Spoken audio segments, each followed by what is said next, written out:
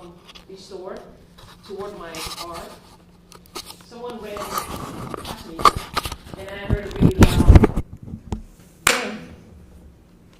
And so I was just, I was like, that was pretty loud. It's like, sound like thunder. So I feel that my abdomen was kind of wet. So I touch it a little bit, look at my hand, it's kind of red. So the next logical thing you do is kind of smell it. Then you taste it, it's like, oh, it tastes kind of like cherry. And then next thing I do, I fall to the ground.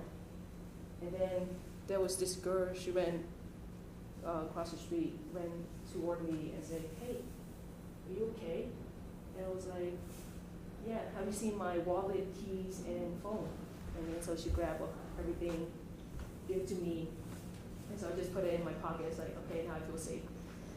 And then she was like, you know, you got shot, right?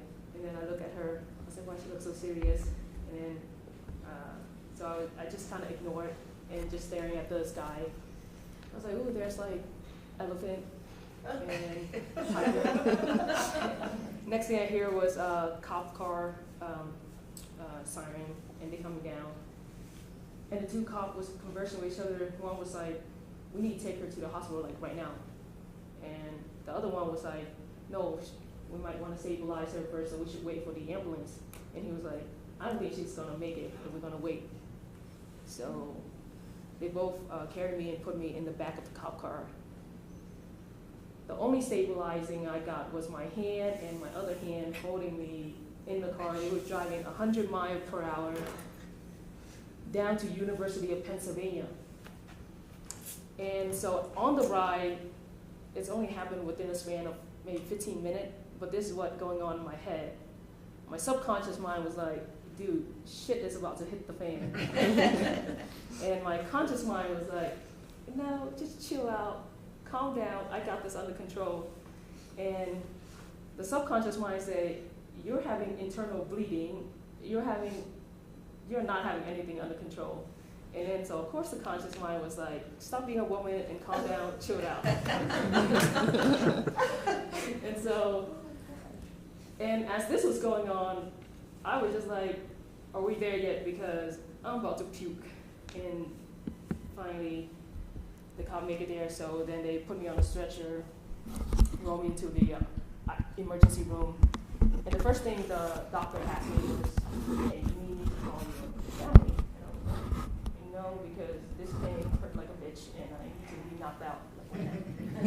And he did. So I was out for like in the ICU for the entire week, and I don't have any conscious or memory of what's happened until I was in the recovery room.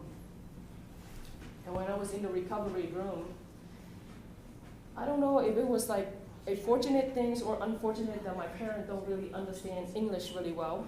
So the doctors go to the next best logical step is that they try to explain everything that's going on to me. I don't know if any of you here ever tried to explain anything to a high person, not alone, like they are high, and try to explain to them medical condition that go on. So I was under morphine, amnesia, so I was pretty high. And they try to explain how they did my surgery. So the bullet hit my iliac artery, and so in order to take care of that, they have to tie that artery up and take care of the abdomen first. Then by the time they got to the leg, part of the muscle is being necrosis, so they had to remove some of it. And when they remove some of it, they accidentally cut the common fibular nerve, so that's what causes the drop foot. And so when I walk, in order to accommodate for the drop foot, what is it? It's like you can't really dorsiflex. So then you have to pick up your knee much higher to walk. And so as the doctor would explain this entire process to me, in my head, all I hear was blah, blah, blah, blah, blah. And I wait until he finished. I said, when can I eat again? Because I was pretty depressed. I couldn't eat. And they just give me all these IV. And he was like, when you have your bowel movement, I was like, pardon? Okay, possible? Can you repeat that again? And he was like, oh, just when you have you can take your number 2 or something. I say, why can't you say that in that at first? At least I know what my goal is. I can reach that.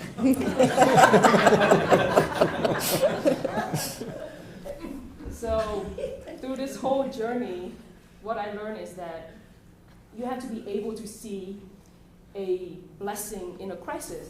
So I've seen 3 blessings.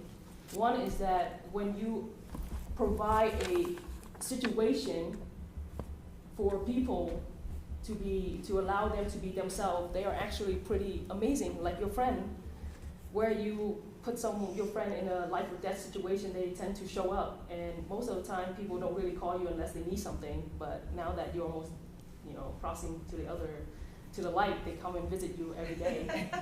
And so I find that was pretty fascinating. 2 is that I had great bonding with my family. My parents was there with me the 2 entire week, and that showed a lot of support. 3 is that sometimes being oblivious is not such a bad thing, because being like my conscious mind, it's okay. So things did turn out okay. And that's why I'm here today, because my conscious mind decided not to worry about it, and let the subconscious mind freaked out all in one, and then it's it's okay. So thank you.